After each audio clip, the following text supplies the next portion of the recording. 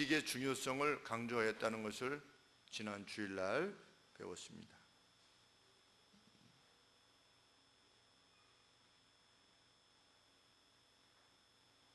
이 절 말씀에도 하나님과 우리 주 예수를 아는 지식 안에서 은혜와 평강이 너희에게 더욱 많을지어다. 무엇에 대한 지식인가? 하나님과 예수 우리의 주에 대한 알매 있어서 당신들에게 은혜와 평강이 더욱 배가 되어지기를 원합니다. 그러니까 강조하는 것이 이 지식입니다. knowledge.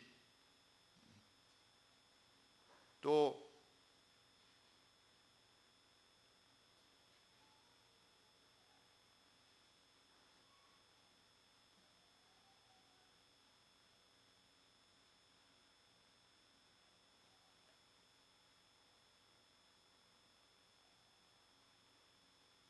3절 말씀에도 그의 신적인 능력으로 생명과 경건에 속한 모든 것을 우리에게 주셨으니 이는 자기의 영광과 덕으로서 우리를 부르신 자를 알므로 말미암음이라. 지식의 중요성을 강조하고 있는데 누구에 대한 지식이냐? 예수님이 과연 누구신가에 대한 이 지식이 정말 중요하다라고 하는 것을 사도 베드로께서 이 서신을 받았던 성도들에게 지금 강조하고 있는 것입니다. 그러면 그 지식의 내용이 무엇이냐? 3절 말씀에 하나님께서 신적인 능력으로 생명과 경건에 속한 모든 것을 우리에게 주셨다 라고 하는 사실, 그리고 4절 말씀에 우리로 하여금 정욕을 인하여 세상에서 썩어질 것을 피하여 신의 성품에 참여하는 자가 되게 하려 하셨다는 사실, 이 사실이 중요하다는 것이죠. 이것에 대한 알미 강화되면 강화될수록 우리는 어떻게 될 것이다. 11절 말씀대로 10절 말씀 하반절처럼 언제든지 실족지 아니할 것이고 영원한 나라에 넉넉하게 들어가게 될 것이다. 하나님과 예수님을 깊이 알고 그 안 지식에 무엇을 열심히 공급해라. 성경에서 언급하고 있는 여러 가지 덕목들을 열심히 공급하면 알고 그 안바에 따라서 행할 때 우리가 넉넉히 하나님의 나라에 들어가게 될 것이다. 이것이 11절 말씀까지 강조점이었습니다. 그런데 이제 베드로는 떠남이라고 하는 단어를 사용하면서 자신이 이제 곧 죽음에 임박해 있음을 알립니다. 그러면서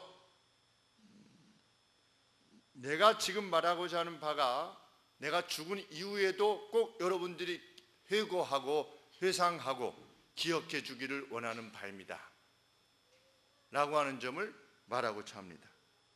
내가 이제 그 세상에 떠날 건데 13절에 내가 이 장막 텐트에 있을 동안에 이제 텐트를 곧 떠날 거라는 거지요. 텐트인 육신의 몸을 떠날 동안에 떠나기 전에 당신들을 일깨워 생각하게 함이 옳은 줄로 여기노니 왜냐하면 나도 이 장막을 떠날 것이 임박한 줄을 지금 알기 때문입니다. 그런데 떠나기 전에 당신들에게 분명히 말하고자 하는 바가 있고 그것을 나중에 회상하기를 원하는 바가 있습니다. 마치 유언과 같이 베드로가 가르침을 주는 것이죠. 그것은 무엇이냐? 기독교는 역사성을 지닌 신앙이라는 것, 그 사실을 꼭 기억하십시오 라고 하는 점입니다.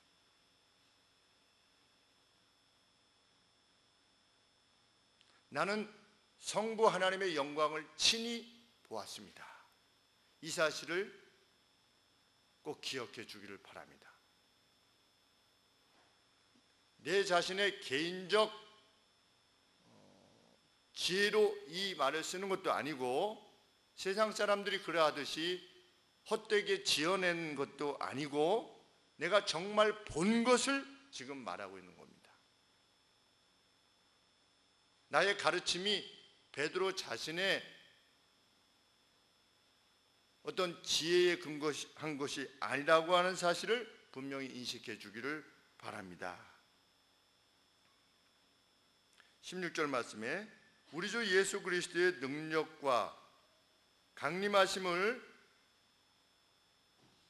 당신들에게 알렸는데 이것은 공교히 만든 이야기가 결코 아닙니다. 사람이 아주 기가 막히게 소설과 같이 짜서 이 공교히 만든 이야기란 뭐냐? 신화입니다. 신화. 이 신화가 결코 아니라는 것입니다. 이 사실을 꼭 기억하십시오. 내가 떠난 뒤에라도 우리는 그의 크신 위엄을 친히 본 사람들입니다. 여기서 베드로는 내가 본 것은 이렇게 말하지 않고 우리가 보았다 이런 표현을 씁니다. 객관적인 사실이라는 거죠. 무엇을 보았느냐? 그분의 크신 위엄을 친히 보았다. 그리고 보았고 우리는 소리도 들었다. 어떤 소리를 들었는가? 지극히 큰 영광 중에서 이러한 소리가 그에게 나기를, 성부 하나님에게서 나기를, 이는 내 사랑하는 아들이요 너희와 함께 있는 이 존재가 누구냐? 그 예수라는 존재가 누구냐? 내가 사랑하는 아들이요 내 기뻐하는 자다.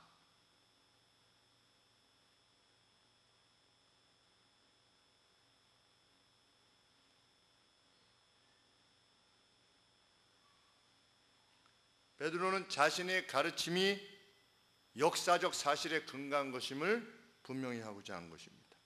그래서 자신이 떠나고 난 뒤에도 이것을 기억해 주기를, 회상해 주기를 원합니다. 기독교는 역사적 종교다.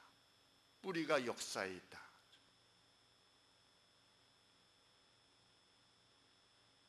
그리고 베드로가 자신이 그러한 체험을 하게 되었을 때 그렇다면 예수님께서 재림하시겠다고 하는 그 예언도 분명한 사실이겠구나 라고 하는 사실을 확신할 수 있었다는 거지요. 19절 말씀에, 우리 18절 말씀에 이 소리는 우리가 저와 함께 거룩한 산에 있을 때 하늘로부터 나옴을 들은 것이라. 무슨 산에서? 변화산에서 친히 들었다는 것이지요. 이것을 확인했을 때 우리는 무엇을, 어떠한 예언을 더 확실한 것으로 받아들일 수 있게 되었는가? 날이 새어 샛별이 떠오르게 되는 것. 날이 새어,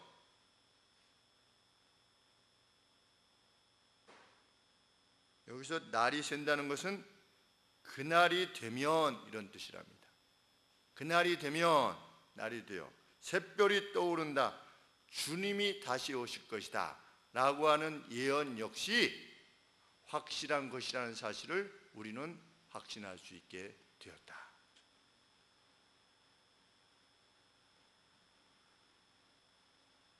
그러므로 날이 새어 샛별이 너희 마음에 떠오르기까지 너희가 이것을 주의하는 것이 가아니라.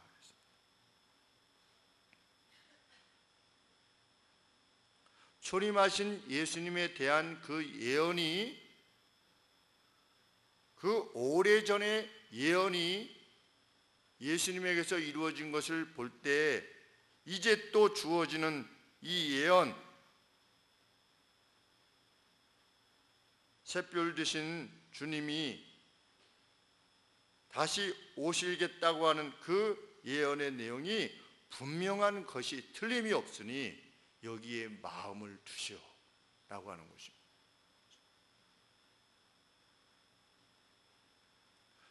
변화산 위에 누가 함께 나타났습니까? 모세와 엘리야가 함께 나타났습니다. 모세는 무엇을 대표합니까? 구약에서 모세 오경 율법을 대표하는 인물이고, 엘리야는 선지자를 대표하는 인물입니다. 율법과 선지자, 달리 말하면 구약 전체를 대표하는 인물들인데, 그 구약 전체를 대표하는 모세와 엘리야가 왜 변화산상에 나타났습니까? 바로 그 모세와 엘리야가 예언했던 그 세상의 구세주 예수 그리스도가 오셔서 이제 그 모든 예언에 대한 내용이 이루어졌음을 함께 기뻐하는 하나님 나라에 대해서 그 셋이 함께 이야기하는 것을 보았을 때 베드로가 후에 깨닫게 된 것이지요. 왜 그때 모세와 엘리야가 등장하게 된 것인가? 그 구약의 전체가 과연 이 예수 그리스도를 예언하는 내용이었구나 라고 하는 사실을 깨닫게 된 것이고, 그래서 예수님이 구약이 내게 대해서 한 말이다, 구약 전체가 내게 대해서 한 말이다 라고 하신 말씀을 베드로가 이해하게 된 것이지요. 그래서 예언과 성취가 이루어졌다는 사실을 변화산 상에서 나중에 회고할 때 그것을 깨닫게 된 것입니다. 그러니 모세로부터 시작해서 엘리야 시대 모든 예언자들에 의해서 이루어졌던 그 수천 년간의 역사가, 예언이 예수님에게서 이루어진 것을 볼 때 어떻게 되는 것이다? 예수님이 말씀하신 내용 역시 더 확실하게 우리가 받아들일 수 있는 것이 아니겠느냐, 지금 이렇게 논증하고 있는 것입니다.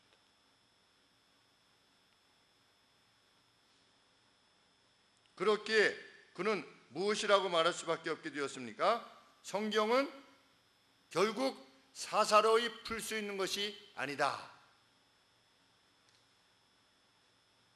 20절 말씀에 왜 성경은 개인적으로 풀 수 없는 것이냐? 베드로는 모든 성경이 과거, 현재, 미래에 대한 선지자 개인의 해석일 수 없음을 말하는 것입니다. 왜? 객관적 사실이니까.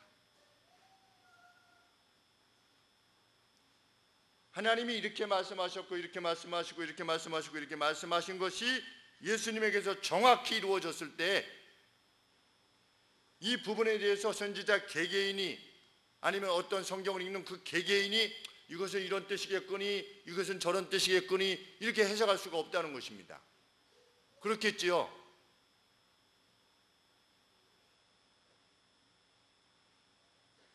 다윗의 보좌를 영원하게 만들겠다, 내 아들이 다음에 날 건데 그 영원한 보좌가 되게 할 것이다 라고 했을 때 그 아들이 솔로몬입니까? 솔로몬 같아 보이는데 아닌 거지요. 왜? 영원한 보좌 때문에.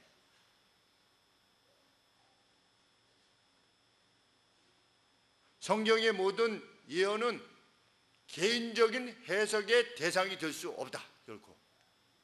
그것은 객관적 사실에 근거한 것이고, 그것은 명확하게 예언대로 이루어질 것이기 때문이다.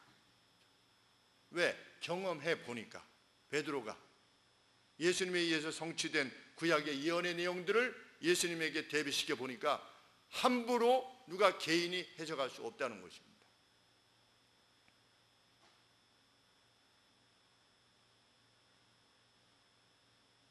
결국 베드로는 무엇을 고백할 수밖에 없는 것입니까? 21절 말씀에 예언은 언제든지 사람의 뜻으로 낸 것이 아니요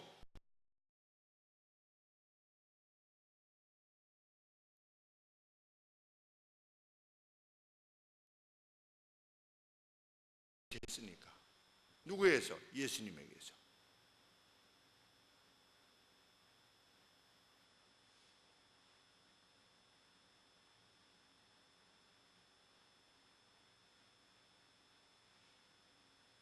그러므로 베드로는 앞에서 언급한 어떤 하나님과 예수 그리스도에 대한 지식, 이것을 강조했는데, 누구든지 이 성경에서 말씀하고 있는 하나님이 누구신가, 예수 그리스도가 누구신가에 대한 진정한 알물 분명히 하게 된다면 너희들이 어떻게 될 것이다? 결코 실족치 아니하게 될 것이다. 이렇게 밝히고 있는 것입니다. 그러면 우리 성도된 우리들은 무엇에 힘을 다해야 되는 것입니까? 구약 성경 속에서 예수님께서 어떻게 예언되어져 오셨었는가 라고 하는 것을 구약 성경에서 읽어내야 되는 거죠. 하나님이 창세기 3장 15절에서 보내시겠다고 약속하신 여자의 후손을 보내시기 위하여 하나님이 어떤 역사를 이루어 가셨는가를 열심히 연구하는 거지요. 그래서 그 예언의 내용이 어떻게 성취되었는가, 어떻게 예수님에게서 정확히 성취되었는가를 연구할 때, 그때 우리의 신앙은 분명해지는 것입니다.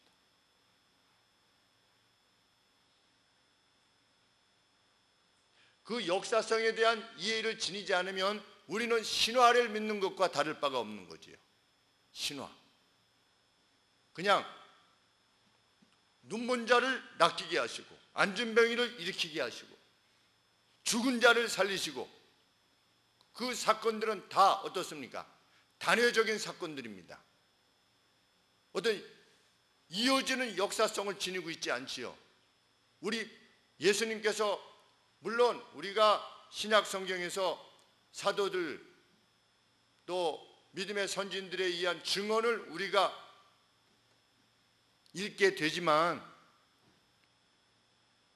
더욱 우리가 이것이 하나님의 말씀이라고 받아들일 수 있는 것은 이미 예수님 때 이미 있었던 구약 성경, 예수님 때 이미 있었던 이 구약 성경대로 예수님 안에서 그 모든 것이 성취되었다는 것을 확인할 수 있을 때 비로소 이게 이거구나 이렇게 깨닫게 되는 거지.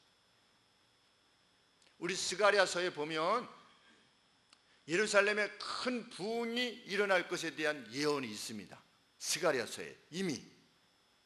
그리고 그렇게 큰 부흥이 일어난과 동시에 큰 핍박이 일어날 것이 스가랴서에 이미 있어요. 그것이 예언되어져 있어요. 근데 저는 전혀 몰랐어요. 그런데 우리 수요 예배 때 스가랴서를 이렇게 한 구절, 그 연속 구절로 해서 연구해 나갈 때 비로소 그것을 읽게 된 겁니다. 그랬을 때 그 마음의 감동이 이루 말할 수가 없는 겁니다. 왜? 구약에 이미 사도행전에서 있었던 오순절 성령 강림에 대한 그 어떤 그 그림자와 같은 예언이 있고, 또 오순절 성령 강림이 있음에도 불구하고 그 뒤에 예루살렘에 큰 핍박이 있어가지고 사람들이 다 흩어질 것이라고 하는 예언의 내용이 이미 스가랴서에 있는 것을 볼 때 이것이 이 예언의 성취구나 라고 하는 것을 깨닫게 될 때 마음이 감동이 되지 않을 수 없는 것이죠. 이걸 내가 몰랐었구나. 몇 년 동안, 한 52년 동안.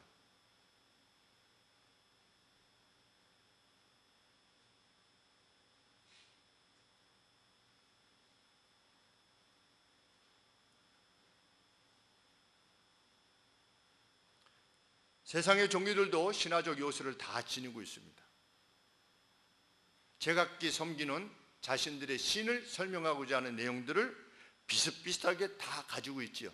그리고 그 줄거리들을 만들어내어 가지고 있습니다. 기독교 역시 일반 사람들이 생각하기에는 비슷해 보이는 신화적 요소를 지니고 있음이 분명합니다.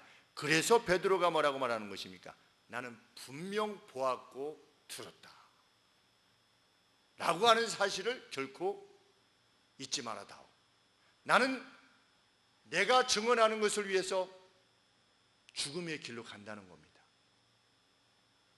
누가 거짓을 위해서 죽음의 길로 가겠습니까? 그러니 내가 너희들에게 전한 것은 진짜라는 것이지. 그 사실을 결코 잊지 말라는 것입니다.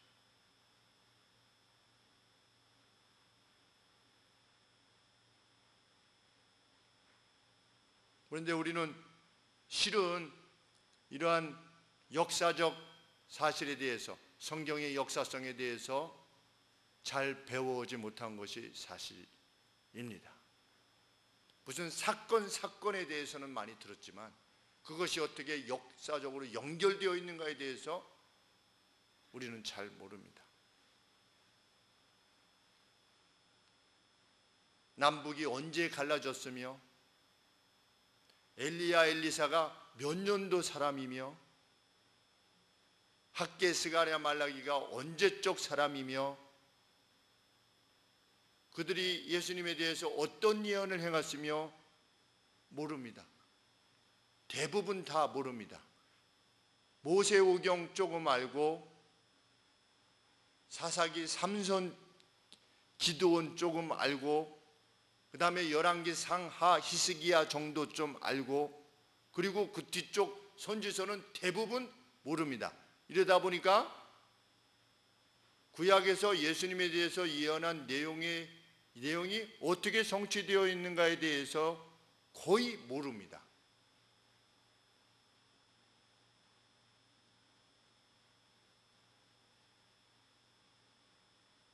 그러다 보니 실족하는 성도들이 많이 있게 되는 것이지. 나는 하나님 믿으면 뭐가 잘 될 줄 알았는데 나 이게 뭐가 안 되는 거냐. 뭐 이런 식으로 접근을 하는 것이지.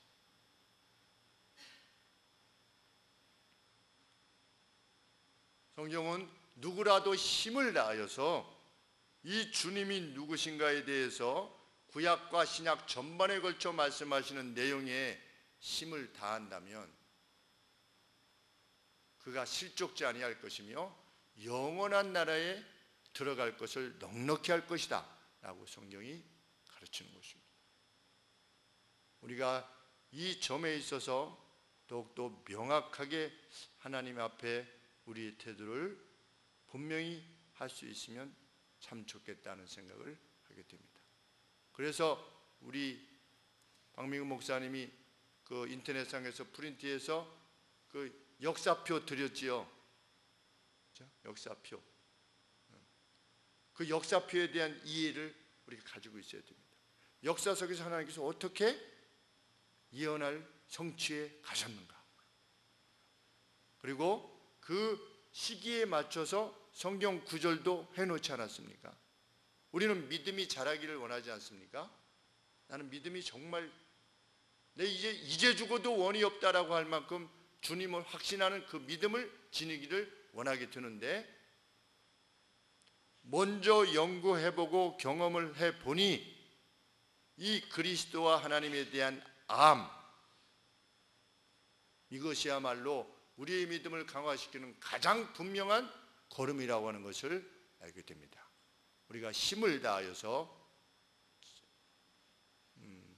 이 역사 속에서 행하셨던 하나님에 대한 알을 점점 더 크게 할 때 우리는 거시적으로 그 역사를 보게 될 것이고 그 거시적 역사 속에서 우리의 미시적인 우리의 인생을 보게 될 것인데 거시적인 이해가 분명하게 되면 미시적 우리 자신의 인생에 대해서 좀 더 넉넉한 눈으로 우리 자신들의 인생의 문제들을 바라볼 수 있게 될 것이며 또 우리의 늙음과 병듦과 심지어는 치명적인 질병에 걸려서 죽는 것조차도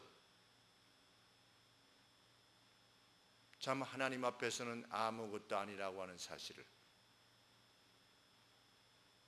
확인하게 되는 기쁨으로 평생을 살 것입니다. 우리 모두가 이 같은 사실에 입각하여 자신의 생명을 내어놓았던 베드로와 같이 또 11사도가 다 순교했던 것처럼 그만큼 죽음도 두려워하지 않고 살 수 있는 그러한 평강 그것이 우리 모두의 것이 되기를 간절히 소원합니다. 기도하겠습니다.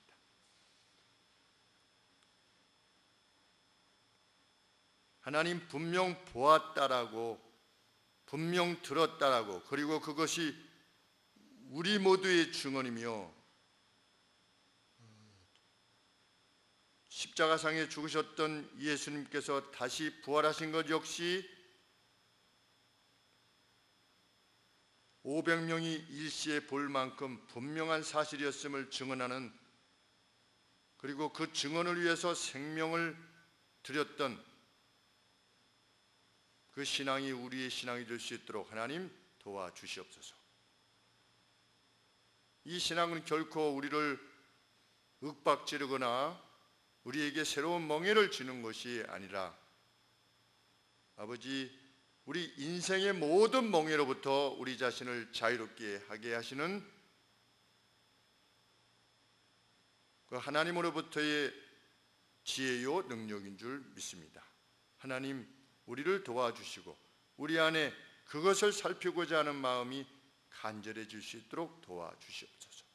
과연 구약이 예수님에 대해서, 하나님에 대해서 어떻게 예언하고 계시고 말씀하고 있는가를 살피게 하시고, 그 예언의 성취가 어떻게 예수님에게서 이루어졌기에 그 무수히 많은 사람들이 로마 시대의 순교의 길을 갈 수 있었는가, 하나님 뒤에 살펴보는 저희의 수고가 앞으로도 계속되어질 수 있도록 도와주시옵소서. 한 주간 하나님 앞에서 삽니다.